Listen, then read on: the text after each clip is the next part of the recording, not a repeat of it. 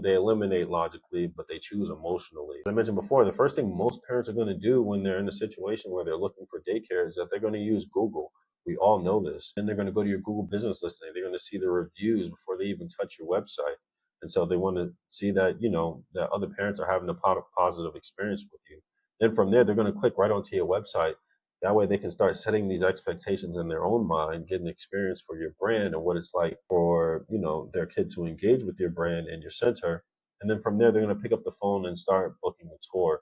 And so when you have all these things properly laid out on your website and you know exactly, what parents are going to ask or what they're looking for during that experience and during that research process, then you're more likely to be chosen than the other centers in your area that don't. Okay. And so, as I mentioned before, your website sets the emotional tone before parents ever walk in. A strong website has clear navigation, great visuals, good CDA, organized layout, but also it has the content that they know parents are going to be looking for when they're doing this research process. A weak website is going to confuse them. It's going to have cluttered navigation. It's going to have overwhelming content. It's going to have hidden, calls to action, and it's just going to have an overall disorganized layout that doesn't have the information that parents look for when they're ready to hit the call button. Okay.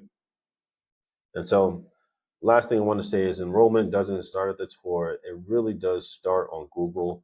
They're going to set the tone and get the vibe before they even pick up the phone. And if your website doesn't do a great job of delivering that, then you can be sure that you're going to get skipped and they're going to move on to the next center that's local to them that provides all those other things. Okay.